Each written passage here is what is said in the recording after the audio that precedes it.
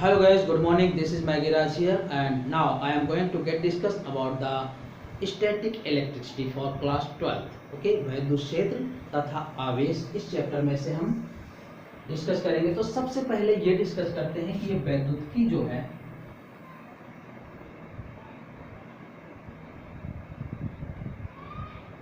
दो पार्ट में डिवाइड की गई है। एक है स्थिर वैद्युतिकी और दूसरी है धारा वैद्युतिकी। इसके हिसाब से ही आप इनके यूनिट पढ़ेंगे। अभी हम लोग डिस्कस करेंगे तो स्थिर वैद्युतिकी के बारे में डिस्कस करेंगे। यानी वैद्युतिकी क्या है? तो विज्ञान की एक ऐसी शाखा जिसमें हम वैद्युत आवेशों के बारे में या उनमें आवेशों के बीच में होने वाली अन्योन्य क्रियाओं के बारे में, आवेश के गुणों के बारे में अध्ययन करते हैं, वैद्युतिकी कहलाती है। क्लियर? क्या कि विज्ञान की वह शाखा, भौतिक विज्ञान की वह शाखा जिसमें हम आवेशों के गुणों, आवेशों के बीच में होने वाली अन्योन्य क्रियाओं, उनके बीच में लगने वाले बलों, इनका अध्ययन करते हैं, वैद्युतिकी कहलाती है। दो पार्ट में डिवाइड की गई है, स्थिर वैद्युतिकी और धारा वैद्युतिकी। फिलहाल हम डिस्कस कर लें कि कब कैसे क्या यूज होगा।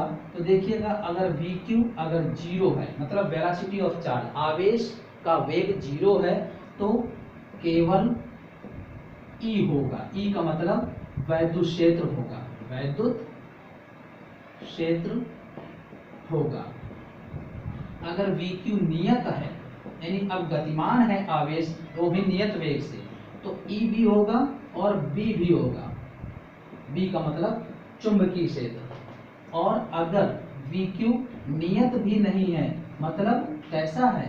त्वरित है, ज्यादा भी हो रहा होगा वेग, कम भी हो रहा होगा, तो E होगा, B होगा, व विद्युत चुंबकीय विकिरण भी होगा। ओके, तीन चीजें होंगी और इसी के अकॉर्डिंग हमारी फर्स्ट फिजिक्स की बुक को अरेंजमेंट किया गया है। तो हम अभी क्या डिस्कस करेंगे? ये यानी आवेश स्थिर होगा, स्थिर वैद्युतिकी। ओके, तो फिलहाल इनका हम डिस्कशन करेंगे, तो ध्यान रखिएगा। स्थिर वैद्युतिकी, अब इसके बारे में थोड़ा सा डिस्कशन कर लें कि वैद्युतिकी के बारे में सबसे पहले किसने बताया। तो वैद्युतिकी के बारे में सबसे पहले साइंटिस्ट थेल्स ने बताया। इन्होंने बताया, क्या बताया? कि अंबर नाम का कोई पदार्थ है जो पीले रंग का होता है, पीले रंग का पदार्थ है, जो कहाँ पाया जाता है? बाल्टिक सागर में पाया जाता है, बाल्टिक सागर में पाया जाता है। एंड ये ठीक ऐसे जैसे कोई पत्थर का टुकड़ा टाइप का है, इस टाइप में होता है। इसको साइंटिस्ट थेल्स ने बताया। क्या बताया? कि एम्बर कोई पीले रंग का पदार्थ है जो बाल्टिक सागर में पाया जाता है। ये क्या करता है? कागज के छोटे छोटे टुकड़ों को, कागज के छोटे छोटे टुकड़ों को अपनी तरफ क्या करता है? आकर्षित करता है, आकर्षित करता है। और आकर्षित करने के गुण को ही क्या बोलते हैं? इसे क्या बोला गया? इलेक्ट्रॉन, इलेक्ट्रॉन ऐसे बोला गया।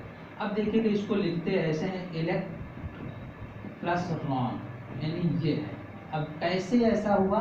देखिए, इलेक्ट करना का मतलब किसी भी चीज को खींचना। जैसे आपने सुना होगा इलेक्शन, तो इलेक्ट ही कर रहा है, यानी कोई भी व्यक्ति लोगों के वोट बैंक को अपनी तरफ खींच रहा है, आकर्षित करना। ठीक है ना?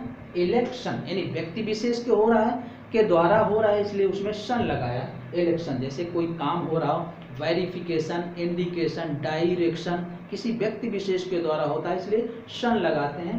तो वेरिफिकेशन, डायरेक्शन। तो ऐसे ही मौलिक कण जब होते हैं, यानी इलेक्ट्रॉन, प्रोटॉन और न्यूट्रॉन की बात आती है, तो उनमें रॉन लगा के पूरा करते हैं। जैसे किसी आदमी को व्यक्तिगत उसको बताना हो तो अर लगा के पूरा करते हैं, डॉक्टर, मास्टर, इंजीनियर, अर। तो इसी तरीके से किसी व्यक्ति के द्वारा होने वाले काम को शन लगा के पूरा करते हैं। वेरिफिकेशन, इंडिकेशन, डायरेक्शन किसी व्यक्ति के द्वारा किया गया। तो मौलिक कणों को उनके आगे रॉन लगा के पूरा किया जाता है। तो ये हो गया electron, proton, neutron, deuteron, positron, ऐसे। तो फिलहाल मौलिक कणों को रॉन लगा के पूरा किया गया, तो इसलिए इसी एम्बर को क्या बोला गया, elect plus Ron is equal two electron. Clear. अब ये इलेक्ट्रॉन पर निगेटिव चार्ज होता है, ऐसा क्यों, इसके बारे में हम डिस्कस करेंगे आगे। और वो किससे डिस्कस करेंगे, क्वार्क थ्योरी से। ये डिस्कस करेंगे हम क्वार्क थ्योरी में से कि इलेक्ट्रॉन पर ऋण आवेश क्यों होता है। फिलहाल ऐसा इतना। तो अब देखिएगा, जब थेल्स ने ये बताया तो इसके बाद फ्रैंकलिन ने बताया कि यदि ये खींच सकता है कागज के टुकड़ों को अपनी ओर आकर्षित कर सकता है, बार बार यही बात है, तो क्या ये ऐसा नहीं हो सकता कि ये उसको प्रतिकर्षित कर दे, छोड़ सके, दूर भगा सके। तो इससे ये चीज निष्कर्ष निकले कि आवेश जो है दो प्रकार के होते हैं, एक धनात्मक और एक ऋणात्मक। ये इन द सेंस इससे था कि इन्होंने ये चीज बताई कि आकर्षण और प्रतिकर्षण बल थे। तो आकर्षण और प्रतिकर्षण बल कब लगेंगे, तो इनके लिए आवेश का दो तरह का होना जरूरी है। ओके।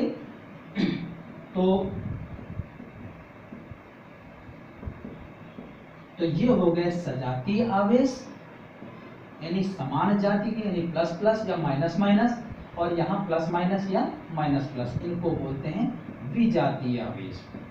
तो ये चीज यहाँ से उत्पत्ति हुई कि आवेश कितने प्रकार के होते हैं, आवेश दो प्रकार के होते हैं, और उनके बीच में कैसे बल लगते हैं। अगर समान तरह के हैं तो प्रतिकर्षण, और विपरीत तरह के हैं तो आकर्षण बल। तो इस तरीके से ये क्लियर हुआ कि आवेश दो प्रकार के होते हैं। अब यहाँ पर हमने ये डिस्कस किया, तो आवेश क्या होता है सबसे पहले ये डिस्कस करें।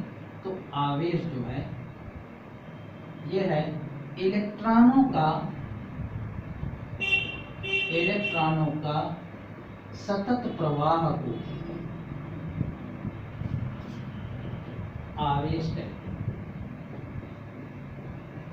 यहाँ हमने सतत शब्द लगाया है, ध्यान रखिएगा, ये सतत होगा। अगर हर सेकंड में ये जो लाइट है ये आवेश ही तो है, समय के साथ आवेश का प्रवाह हो रहा है तो करंट बन जाता है, धारा। क्लियर।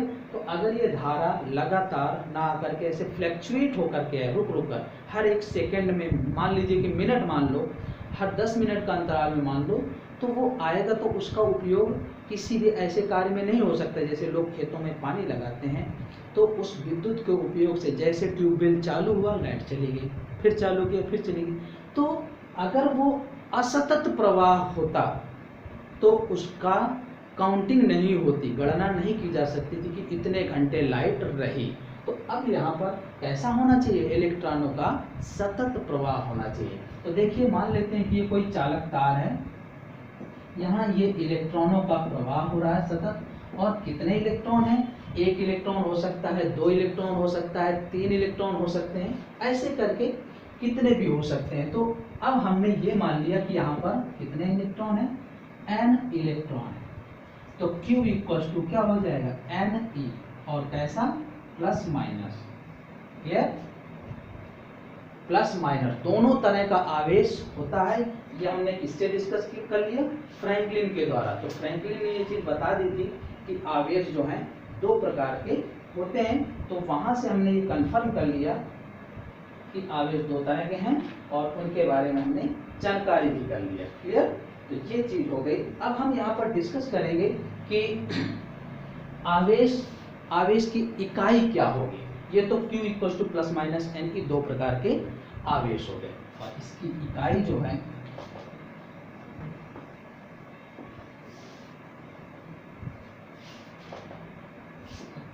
आवेश के मात्रक।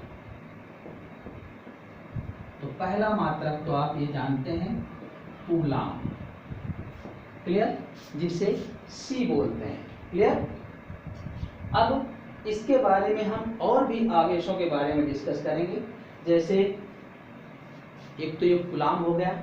अब एक है ESU, इसको बोलते हैं इलेक्ट्रोस्टैट यूनिट,